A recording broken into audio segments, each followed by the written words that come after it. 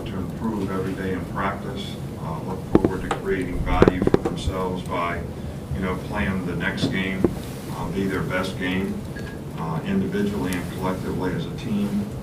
I think when you get a little tired, banged up this time of year, you can't think about saving yourself. You got to be strong and deal from a position of strength by creating value, doing the right things, performing well, and the best way to do that is, every day in practice. So, and I thought the players have been, pretty good so far this week, and hopefully we can build and improve with our performance this week in this game. From an injury standpoint, I think Raekwon, DJ Dale, and Bill Mathis and Henry Rose are still very questionable for the game. I did FaceTime with Tua today. He was in good spirits. He got his nose done, so he had to stay for a couple days. So I had to tell him, I like to say he looked good, but he was in great spirits and a good mood. And so anyway, we're focused on what we need to do with the players that we have to get them to be able to play well in the game. And having a few guys down this week will obviously create some opportunities for some other guys to show what they can do and maybe add some depth to our team down the road. So I know we're dealing with some injuries, but the challenge for the defense this week is these guys run option type football. It's not really wishbone, but kind of dive option type football, and they really do a good job schematically, and our players have to play responsibility football on defense. When you run the option, the point of attack moves, as the play, sort of expands. So everybody's got to be disciplined to, do their job first. And you can't just chase the ball because the ball is going to change where it's at. So, we mentioned before that we're, excited about what the senior group that we have has been able to accomplish here. I think they've won, 50 games so far in their career, 4 years, and 64 games over a 5-year period is, a pretty significant accomplishment, for those guys. So hope our fans, come out and recognize this group on Saturday and show their appreciation for, what they've done and how they've represented the university and the football program. Starting back from Cecil. Coach, just to follow up on that, so many players seem to come through and they're here and gone in 3 years, and do you have a little extra appreciation now for the 4-year, the 5-year guy who really sticks it out? Well, I don't think there's any question about that. If a guy's here for 3 years, he obviously did a really good job, and we appreciate them and what they've done, and we just hope that they all make good business decisions about what they do in their future. But the guys that have been here and stay here and value education, wanting to get a degree, continuing to sort of try to develop value by the way they play and develop as players. They become leaders, they're more mature, and they certainly have a great impact and set a great example for some of the younger players. And I do have a great regard for some of those guys. And most of the guys that have been here for 4 and 5 years, they've had to overcome a lot of adversity. Like Anthony Jennings is, a guy had a really tough injury a few years ago and really worked hard to get back, and wanted to come back this year because he didn't think he was quite as good as he could be last year, and he's done a fantastic job for us this year. I think he's one of the top production guys, and I think he has created value for himself. So I don't think there's enough guys that look long-term at the value of being here over an extended period of time, graduating and trying to improve as a player so they create more value for themselves. With the defensive line, how have you seen that group respond this week with so many guys injured? And they're young guys like Socher and Ingram haven't played much. What kind of potential do they have this week? Well, we'll see. We'll see how they're playing. They all get an opportunity to play this week, and they get a lot of reps in practice, and so I'm not disappointed. Their effort has been good. They're trying to learn.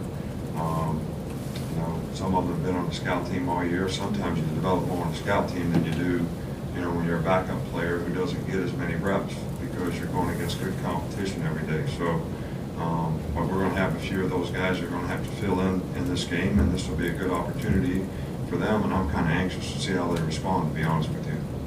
Back to Brett. I know you're taking the slow route with him this time, and how's Will Riker coming along? Making progress, but I think after the last time, when we thought he was making good progress and then he had a setback, I think from a medical standpoint they're really trying to make sure this time that he is A-okay. So he's done a little more each week. I don't think he's ready to kick right now, but just keep trying to work him in. Back over around to Charlie. Sticking with that senior day theme, I want to ask about Josh McMillan. Just how is his recovery coming along? Is he a guy that could potentially come back for his sixth year with a medical red shirt? Yeah, I think so. We'll definitely petition for that. Then at least he'll have a choice as to whether he wants to do that or not. But all those guys are doing really well. Dylan's doing well. He's doing well. Trey Sanders is doing well. Brian Ray is, come a long way in his rehab. So, there's all those guys are really progressing nicely, and Josh is a really mature, good leader. School's important to him, and I'm sure he'll make a great decision about coming back. We'd love to have him. All right, stay where you were, Tony. We saw Jaleel Billingsley make his first catch. Has he kind of progressed too as a tight end, as somebody that you can use more than just a pass catcher, as you said earlier? Well, we've been using him, quite a bit in the games, more and more each week, especially since we lost Miller. He's got a lot of potential. He's improved a lot as a blocker, and I do think he can make a contribution. I think knowledge and experience is really important with him, so he's confident in what he's supposed to do and how he's supposed to do it, why it's important to do it that way. But he is a very athletic guy. He's a good pass catcher, but he's really made a lot of improvement as a blocker. Got you one more start return.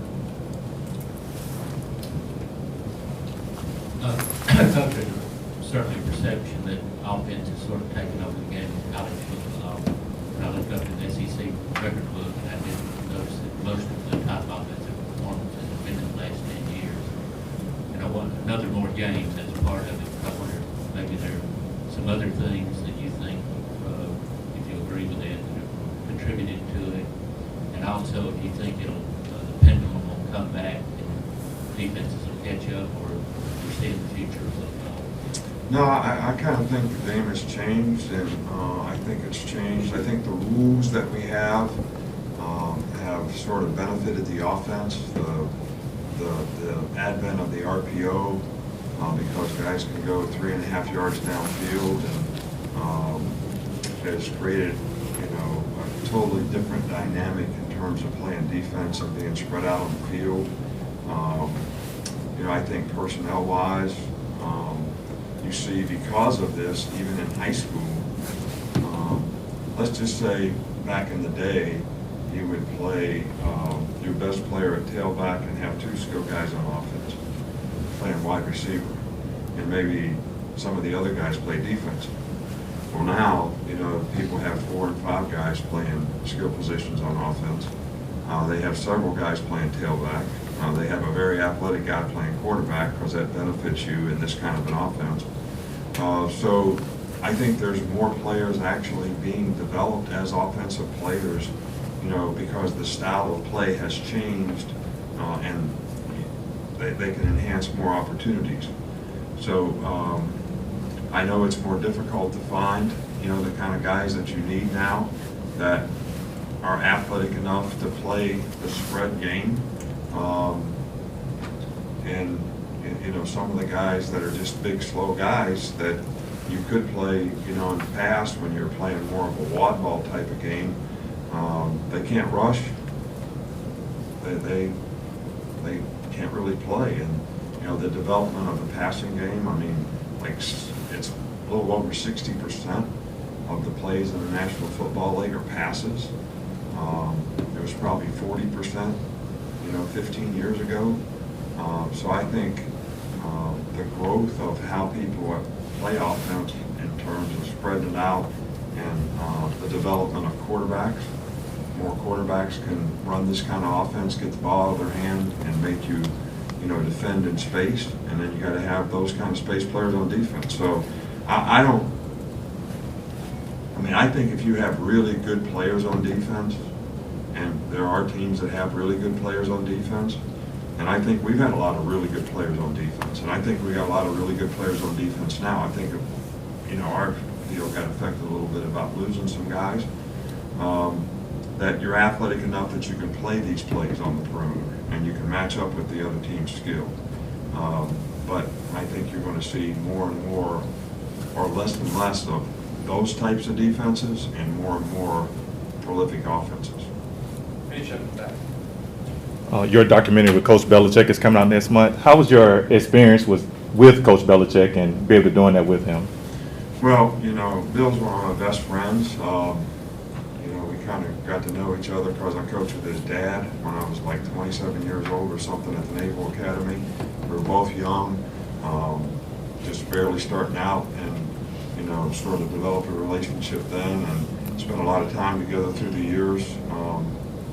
And then having the opportunity to work with him in Cleveland was probably the most impactful thing to me in terms of what I was able to learn organizationally, how to run a program, how to run an organization, how to define the expectation for the people in the organization. I've had some great mentors, George Perlis at Michigan State, Don James, my college coach. I've learned a lot from just about everybody that I've coached for, but Bill was unique in terms of how he did things and how well organized he was, and I benefited tremendously from that experience. He's the best coach that I ever had the opportunity to spend time with, and not just coaching players on the field, but understanding the game and understanding what you have to do to build an organization, whether it's how you bring personnel to the team, how you evaluate personnel, what you're looking for, how you define that, critical factors at every position.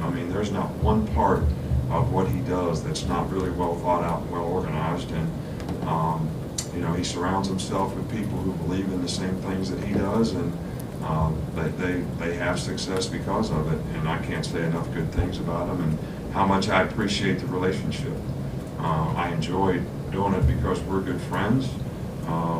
I haven't seen any of it, so I don't know what it's like, but I'm sure his part of it's pretty good. Okay, Coach, thank you. All right, thanks.